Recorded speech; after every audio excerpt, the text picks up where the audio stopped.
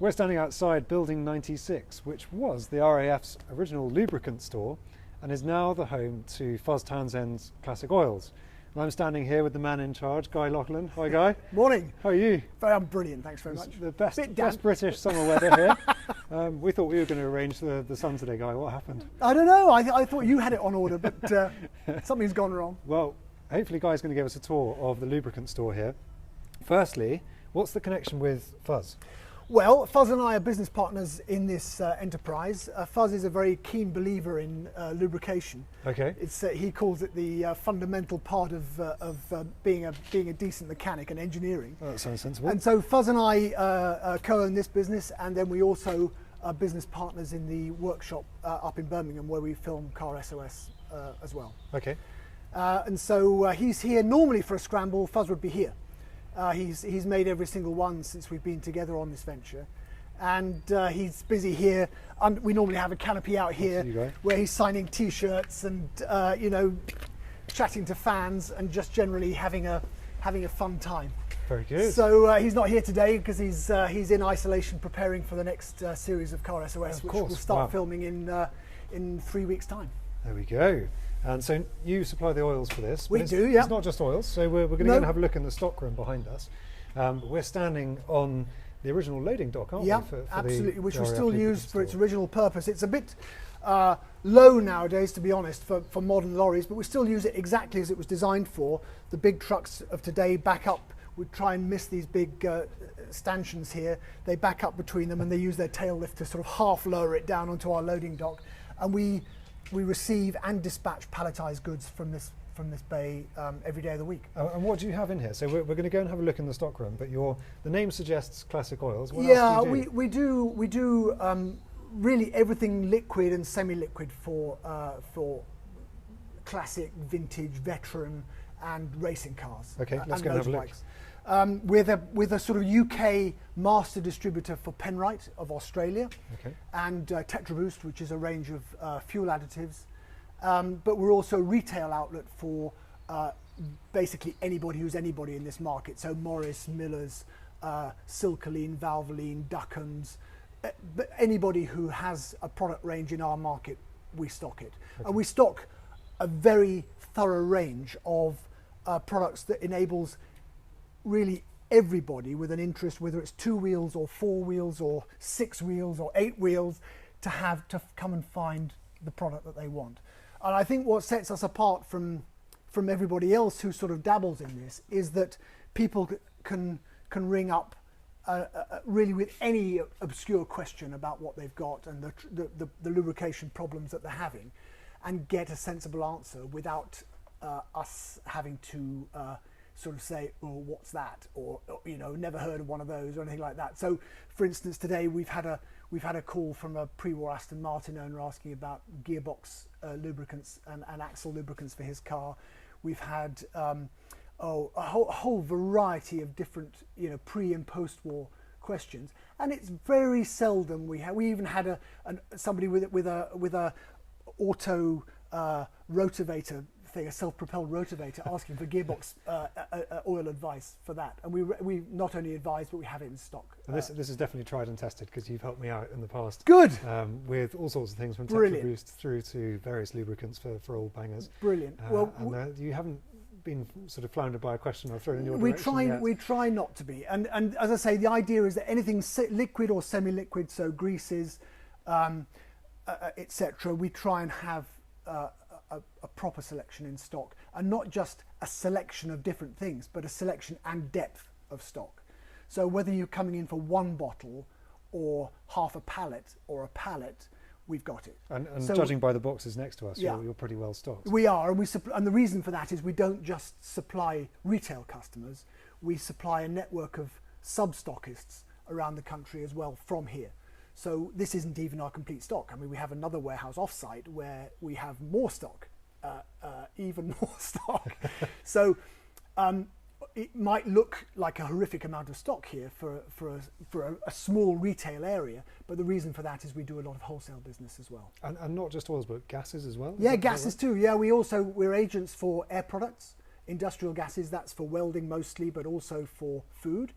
For example, we provide Wrigley Monkey, the brewery on site here, with their carbon dioxide. Right, so this is essential supply. Yeah, absolutely. Exactly. In these current times, keeping the brewery going is very important. Yeah, and but mostly industrial gases, and everybody on site who welds gets their welding gas from us. Ryan Edwards with his exhaust, he gets all his specialist inert gas mixes for stainless steel from here as well. Okay. And we also do Hobby Weld, which is a non-contract inert gas supplier for welders who don't use a lot of gas. Because normally, if you're a serious welder, you pay a rental on the bottle, and then you pay a little bit for your gas. But if you don't use much gas, that works out very expensive. So Hobby Weld came out with a different business plan where they don't have any rental for the bottle. You pay a refundable deposit, and then you pay a little bit more for the gas. So if you don't use much gas day to day, it doesn't cost you anything. Oh, that makes sense. So we do the two different suppliers from here, and people can come and exchange their bottles whenever we're open. Brilliant. And what, in terms of supply on site, what tends to fly off the shelves? Is there a bit of an ebb and flow during scramble events? Oh gosh, scrambles are manic. Anybody that's been to a scramble will know that this place is generally mobbed with. We try and have an interesting selection of cars outside, and then we have people coming to see Fuzz, of course, and people who just want to come and buy something. And we're generally flat out on scramble days. On normal days of the week, we're providing a product primarily online. And as I say, they either leave in boxes going to retail customers or in pallets going to wholesale customers. So it ebbs and flows between scrambles like that. Scrambles are our busiest face-to-face day. But generally every Monday after a weekend with people tinkering under their cars is a busy internet day. Fabulous. And then we're open every day of the week, and people can either phone or internet orders into us. And they must have kept you busy during the lockdown period. Yeah, we stayed open throughout the lockdown, and we instituted a different method where people didn't have to meet us face to face, so they could come and they could order their stuff online or on the phone, and then we'd pack it. We'd first of all we'd disinfect it, pack it, and put it outside with their name on it, and then they come and pick it up without having to see anybody. So you've been open and active the entire way through? Yeah, we didn't close at all. Yeah. Excellent. Yeah, and the reason for that, I mean, you might think, lubricating oil, is that really an essential supply item? But the industrial gases genuinely are.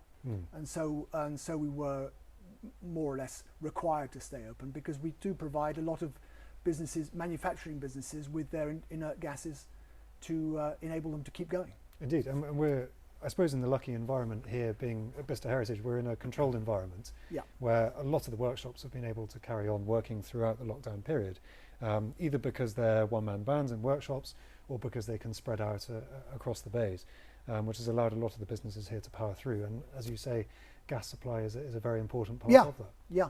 And what's behind you? So there's racks filled here. It's a very colourful array of products. What we do is we organise. This is sort of basically one or two of everything that we stock. Okay. So that customers who do come here can see and get an idea of what the choices are.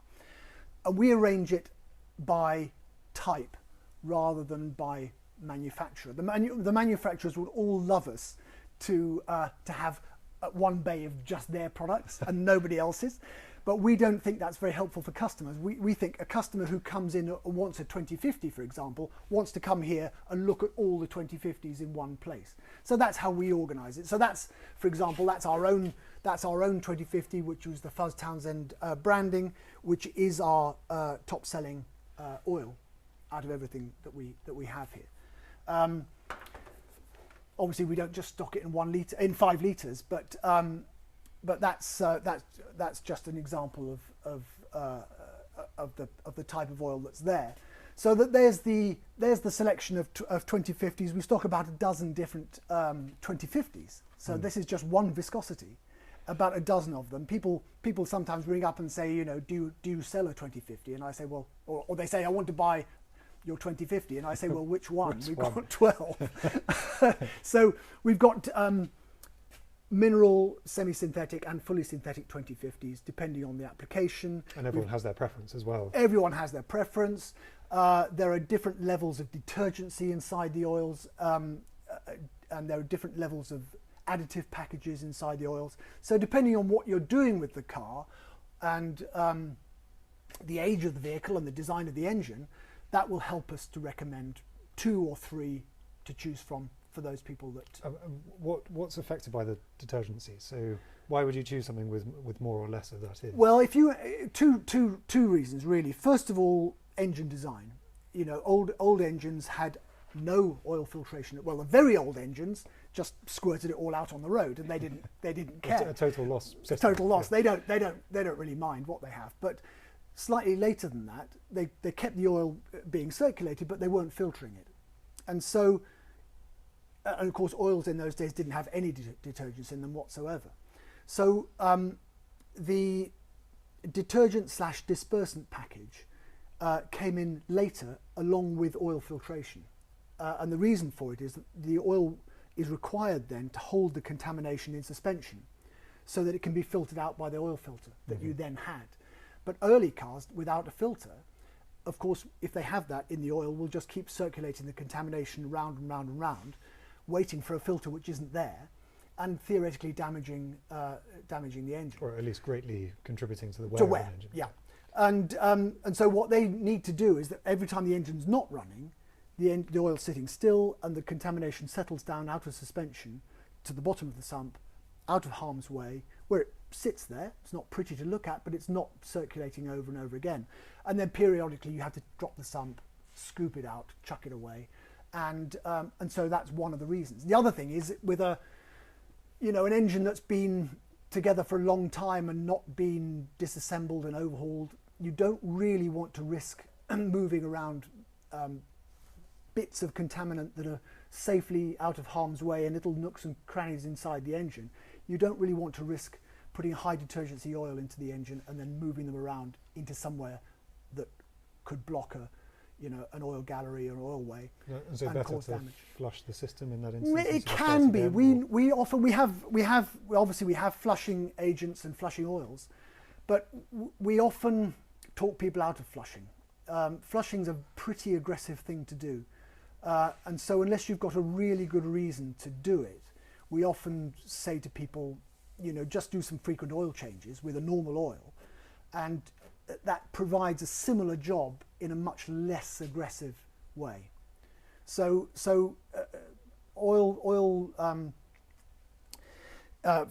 flushing is something we tend to advise against more often than we advise. Better just to have clean oil coming through on a regular basis. It really is.